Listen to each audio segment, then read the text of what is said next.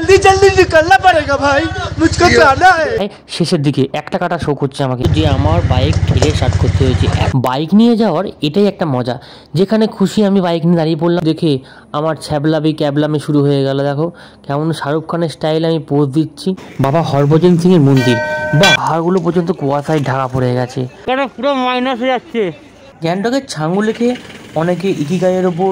বন্ধুরা সকালবেলা ঘুম থেকে উঠতেই যে এত সুন্দর একটা ভিউ পাবো তা আমি আশা করতে পারিনি। আর তাও আবার এই প্রথম লাইফে বাইকে এতটা দূরে এসে, যেমনটা পেয়েছিলাম আমি গুরুদংমার লেকেতে। ভিউটা অসাধারণ, এরকম ভিউ আশা করি আমরা পাহাড়ে না হলে দেখতে পাবো না। আর আমাদের সামনেই একটা বড় পাহাড়। আমাদের এই হোমস্টেটা ছিল পাহাড়ের ঠিক ঢালে, আর এই ঢাল থেকেই আমরা সূর্যোদয়টা দেখলাম। এত সুন্দর সূর্যোদয় দেখলাম তা অকল্পনীয়। আর তোমরা সামনে দেখতেই পাচ্ছ। जल्दी जल्दी निकलना पड़ेगा भाई, मुझको जाना है। এতটাই ঠান্ডা ছিল যে আমার বাইক ঠেলে স্টার্ট করতে হয়েছে, এতটা ঠান্ডা ছিল।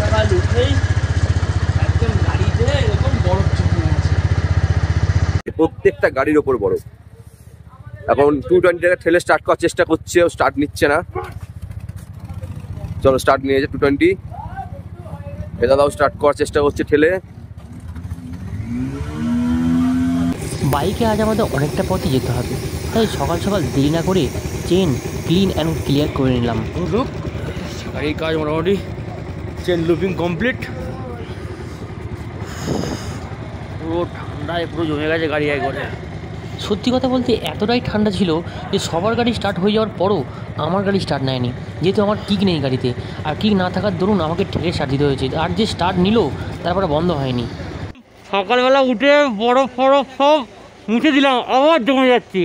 এখানে পুরো মাইনাস হয়ে যাচ্ছে, মাইনাস হয়ে যাচ্ছে পুরো ওয়েদার পুরো মাইনাসে। জল দিয়ে গরম জল দিয়ে পরিষ্কার করার পরও আবার ঠান্ডা জমে গেছে আমার। সত্যি কতবার যে গরম জল দিয়ে ধোয়া হলো গাড়িটা, তার কোনো ইয়াত্তা নেই। এতবার ধোয়ার পরও সেই বরফ জমে যাচ্ছে। গাড়ির হেডলাইট, গাড়ির সিটে, গাড়ির কাঁচে সব জায়গায় বরফ জমে যাচ্ছে। এমনকি শুধু বাইক না, 4 চাকা পর্যন্ত পুরো বরফে জমে গেছে একবারে, এতটা ঠান্ডা। তাই আমার এই গাড়িটা যেমন স্টার্ট দেওয়া বন্ধ করিনি, তেমনি পাশে একটা 4 চাকা ছিল সেটাও পর্যন্ত স্টার্ট দেওয়া বন্ধ করিনি, এত ঠান্ডা। গ্যাংটকে যাওয়ার জন্য আমরা হোমস্টে হয়ে মেন রোডে উঠতেই চোখ পড়ল উল্টো দিকের পাহাড়ে। সে কি সৌন্দর্য, যা চোখে না দেখলে বিশ্বাস করা যায় না। আর এই সৌন্দর্য দেখে আমার ছ্যাবলামি ক্যাবলামি শুরু হয়ে গেল। দেখো কেমন শাহরুখ খানের স্টাইল আমি পোজ দিচ্ছি। আর এই পোজ দেওয়া সম্পন্ন হলে তারপর আবার বেরিয়ে পড়লাম সেই আমাদের গ্যাংটক যাওয়ার উদ্দেশ্যে। সেই উদ্দেশ্যে যাওয়ার আগে একটু ওয়েট করলাম, বাকি যে আমাদের বাইকাররা আছে তারা একসাথে এলেই আমরা এগোবো সেই গ্যাংটকের উদ্দেশ্যে। আর ওই যে উঁচু পাহাড়ের গায়ে একটা ছোট ছোট ঘর দেখছো, ওটাই হচ্ছে আর্মি ক্যাম্প। ওই পাহাড়ের উঁচুতেই আমাদের যেতে হবে, পৌঁছতে হবে। তবে আমাদের এখানে বলে রাখি, এই গ্যাংটক যাওয়ার পথে আমাদের পড়বে ওল্ড বাবা মন্দির, নিউ বাবা মন্দির, ছাঙ্গু লেক, এলিফ্যান্টা লেক, এই সমস্ত ক্রস করেই আমরা এগোবো গ্যাংটকের দিকে। আর সত্যি কথা বলতে বন্ধুরা, বাইক নিয়ে যাওয়ার এটাই একটা মজা, যেখানে খুশি আমি বাইক নিয়ে দাঁড়িয়ে পড়লাম প্রকৃতির এই সৌন্দর্য দেখার জন্য, কিংবা প্রকৃতির সেই অপরূপ সৌন্দর্য আমার ক্যামেরাবন্দি করার জন্য আমি দাঁড়াতেই পারি। আর সেই একটা স্পটেই আমি দাঁড়ালাম, যেখান থেকে আমার ক্যামেরায় এই কাঞ্চনজঙ্ঘাটাকে তোলার চেষ্টা করলাম।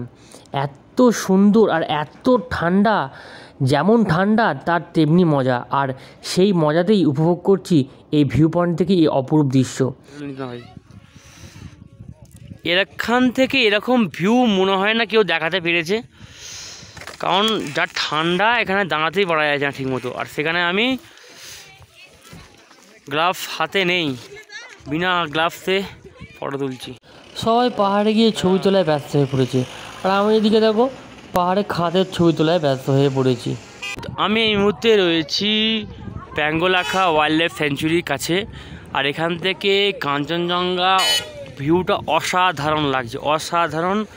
চারদিকে মেঘ, আর তার ঠিক সামনেই হচ্ছে কাঞ্চনজঙ্ঘা, তার ঠিক সামনেই কাঞ্চনজঙ্ঘা। জুম করে তোমাদেরকে কাঞ্চনজঙ্ঘা দেখানোর চেষ্টা করলাম। অসাধারণ ভিউ, অসাধারণ। এখানে একটা টুরিস্ট পয়েন্ট একটা, যেখানে সবাই এসে ভিড় করে সিল্ক রুটের রাস্তাটা ক্যাপচার করার জন্য আর এই কাঞ্চনজঙ্ঘাকে ফটো ক্যাপচার করার জন্য। তো এরপর আমাদের গাড়ি এগোবে আস্তে আস্তে গ্যাংটকের দিকে। দেখো বন্ধুরা কতটা ওপরে আছি, পুরো একবারে যেন মেঘে ছেয়ে গেছে। আর এতটাই ওপরে যে সেখান থেকে পাহাড়গুলো পর্যন্ত কুয়াশায় ঢাকা পড়ে গেছে। আর তার সৌন্দর্য মানে না দেখলে বিশ্বাস করা যাবে না। বন্ধুরা ওই দেখা যায় সিল্ক রুট। সিল্ক রুট মানে ওই যে জিগজ্যাগ রাস্তাটা, ওটাই হচ্ছে সিল্ক রুটের রাস্তা। আর এখান থেকে বসে সবাই ছবি তোলে। আর একটু পরেই আমরা দেখলাম পুরো মেঘের ওপরে যেন দাঁড়িয়ে আছি, আর মেঘগুলো আমাদের ওপরে। পুরো শুনশান, একটা পিন পর্যন্ত পড়ার কোনো আওয়াজ পাওয়া যাচ্ছে না এখানে। আমরা একদম টপে চলে এসেছি পাহাড়ের, আর এখান থেকে কাঞ্চনজঙ্ঘার ভিউটা দেওয়া খালি। ও অসাধারণ ভিউ, অসাধারণ ভিউ,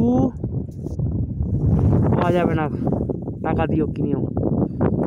আর তার পাশেই কাঞ্চনজঙ্ঘা, যেখানেই তুমি যাবে সেখান থেকে তুমি কাঞ্চনজঙ্ঘা দেখতে পাবে।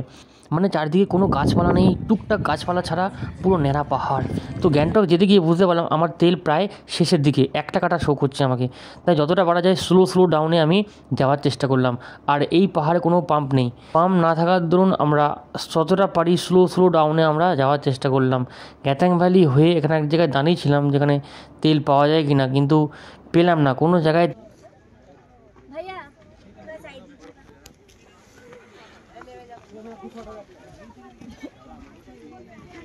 তাই বন্ধুরা আমরা বেশি দেরি না করে, কোনো ওয়েট না করে আমরা সকালেই বেরিয়ে পড়েছিলাম, কারণ রাত্রি হয়ে গেলে এখানে থাকা নিষেধ।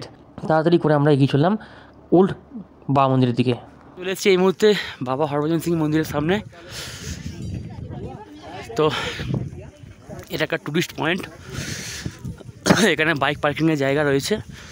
এই গাড়িগুলোর পাশে বাইক পার্কিং রাখা যায়। তো বাইক পার্কিং করেই যাব মন্দির দর্শন করতে। তবে বন্ধুরা আমরা এতটাই উঁচুতে ছিলাম যার জন্য আমাদের শ্বাসকষ্ট যেমন কষ্ট হচ্ছিলো তেমন নিঃশ্বাস নিতে অসুবিধা হচ্ছিলো। তাই মাঝে মধ্যেই আমি কথা বলা বন্ধ করে দিয়েছিলাম, আর এভাবেই টুকটুক করে ভিডিও করছিলাম তোমাদেরকে দেখানোর জন্য। কিন্তু বেশি ওপরে উঠলে কথা বলা যায় না, তাই জন্য মনে হয় সামনে মিলিটারি ক্যাম্প থেকে কিসমিস দেওয়ার ব্যবস্থা ছিল।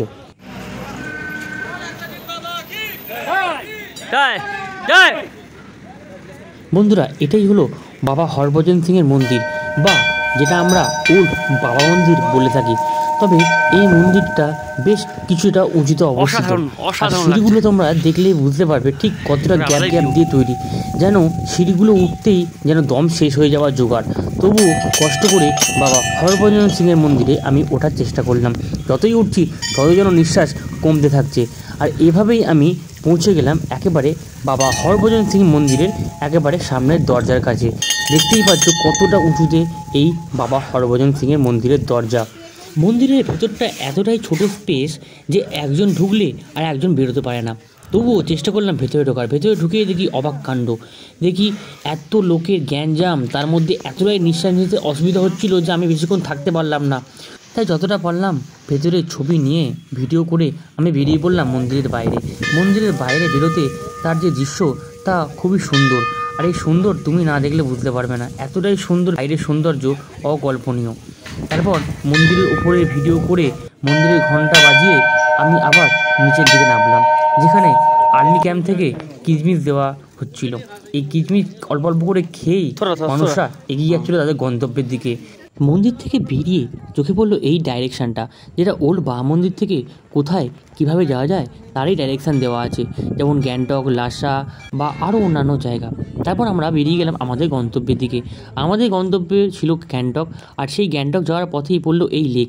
ওখানকার স্থানীয় লোকেদের ভাষায় এটি হলো কুপুপ লেক। গাড়িতে তেল একদম প্রায় বলতে গেলে একটা কাঁটা লাগাচ্ছে, একখানা কাঁটা লাগাচ্ছে। বন্ধুরা আমাদের জার্নিটা ছিল সিল্ক রুট হয়ে গ্যাংটকে ঢোকার, কিন্তু সিল্ক রুট হয়ে গ্যাংটকে যাওয়ার সময় কোনো আমরা পাম্প পাইনি। আর এই পাম্প না পাওয়ার দরুন আমরা চরম ভোগান্তিতে ভুগেছিলাম এই যাত্রাপথে।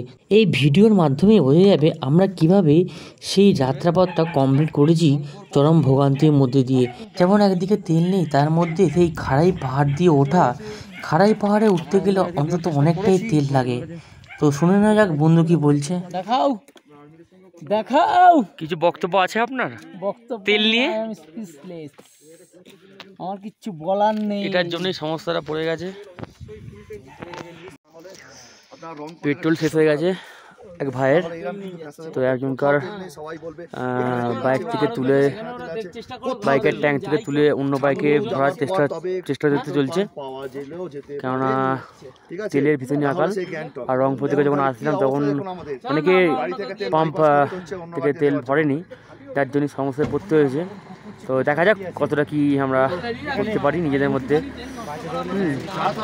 নিজেদের কাছ থেকে তেল নিয়ে, একজনের কাছ থেকে একজনের তেল নিয়ে কী করতে পারা যায়, তো সেই চেষ্টা চলছে। তো অবশ্যই তোমরা এখানে এলে তেলটা অবশ্যই তোমরা ভরবে, তেল না ভরলে হবে না। বন্ধুরা সেখান থেকে বেরিয়ে আমরা নাথুলা পাসের দিকে এগোতে লাগলাম। নাথুলা পাসের দিকে ঢুকতেই সামনের ছোট পাহাড়ে বরফের স্তূপ জমে আছে। নাথুলা পাস হয়ে বেরিয়ে ওই যে দূরে লেকটা দেখতে পাচ্ছ পাহাড়ের ঠিক কোলে, ওটাই হচ্ছে ছাঙ্গু লেক। আর ওই ছাঙ্গু লেকের কাছে আমাদের হয়ে যেতে হবে গ্যাংটকে। ছাঙ্গু লেক, এই ছাঙ্গু লেক জল কিছুটা বরফ হয়ে আছে। এর সামনে একটা স্তর দেখা যাচ্ছে, এটা হচ্ছে বরফ হয়ে আছে, হালকা বরফ হয়ে আছে। এখানে চামড়ি গায়ের ওপর অনেকে ছবি তোলে, এই সেই চামড়ি গাই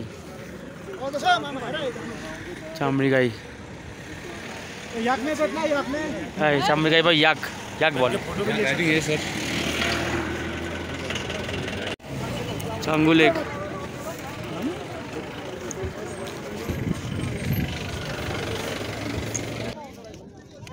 বরফ জমে আছে। গ্যাংটকের ছাঙ্গু লেকে অনেকে ইকিগাইয়ের ওপর উঠে বসে ছবি তোলা দেখে তারপর আমরা আবার এগিয়ে চলাম আমাদের গন্তব্যের দিকে। আমাদের গন্তব্যের দিকে এগোতেই আমার চোখের সামনে এলো এই ঘন কুয়াশায় ঢাকা পাহাড়ের দৃশ্য, আর তার সামনে দিয়ে পড়ছে এই ঝর্ণা। সে এক অপরূপ দৃশ্য, সেই দৃশ্য না দেখলে কল্পনা করা যায় না। আর উল্টো দিকে সেই পাহাড়ের গা দিয়ে বেয়ে চলেছে নদীর ঝর্ণা, নদী তার আপন গতিপথে বেয়ে চলেছে। পাহাড়ের গায়ে সেকেন্ডের মধ্যে কুয়াশা চলে আসছে, আবার সেকেন্ডের মধ্যে কুয়াশা উধাও। তো এখানে কুয়াশা, তো ওখানে সূর্যের আলো ঝলমল করছে। চারিদিক যেন এক অন্য রূপ, সেই চোখে না দেখলে যেন বিশ্বাস করা যায় না পাহাড়ে এমনই সৌন্দর্য। আর এভাবেই আমরা এই কুয়াশার মধ্যে দিয়ে খেলতে আমরা এগিয়ে গেলাম আমাদের গন্তব্যের দিকে। পৌঁছে গেলাম আমরা হোটেল বেনে, যেখানে আমরা থাকবো 24 এবং 25 ডিসেম্বর, দুটো দিন। যেহেতু আমরা অনেকটাই বাইক রাইড করেছি, তাই বাইক রাইড করে আমাদের শরীরটা এমনি টায়ার্ড হয়ে গেছে, তাই আমরা এই দুটো দিন এখানে স্টে করব গ্যাংটকেতে। তারপরের দিন আমরা বেরোবো হচ্ছে মাঙ্গান হয়ে গুরুদংমার লেক, যেটা লাচেনে অবস্থিত। তো দেখা হবে পরের ভিডিওয়ে, আজ এখানেই রাখলাম।